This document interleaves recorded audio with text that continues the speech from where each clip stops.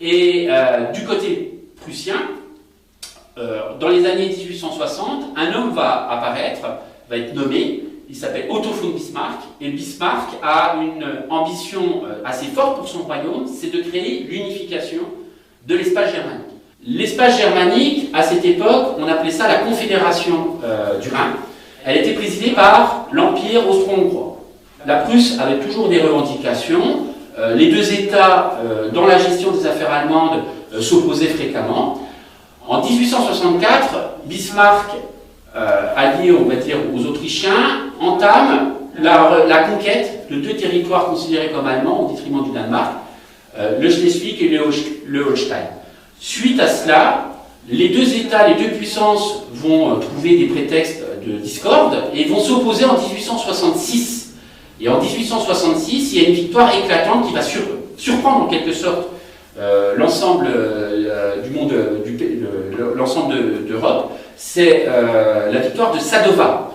Sadowa, l'armée prussienne, vainc une armée importante autrichienne, c'est une victoire éclatante. L'Autriche est obligée de signer les préliminaires de paix, l'armistice et les préliminaires de paix, très rapidement, elle dure 3 semaines ce conflit.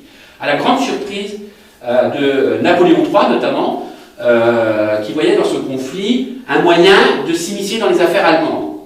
Et Bismarck ensuite va être plutôt tolérant avec l'Autriche, on ne va pas faire de l'annexion forte, par contre on va chasser de l'espace germanique, de cette ancienne confédération du Rhin, l'Autriche, pour en faire quelque chose qui se placera progressivement sous l'hégémonie prussienne. Difficulté pour Bismarck, 3 États font plutôt résistance à l'ambition prussienne, ce sont les États du sud de l'Allemagne, le duché de Bâle, les royaumes de Wurtemberg et de Bavière. Pour cela, il va constituer un prétexte qui va permettre de faire une guerre d'unification en utilisant un adversaire extérieur qui n'est pas forcément très bien vu par les autres États allemands. Cet élément extérieur, c'est la France. Napoléon III, on va le provoquer.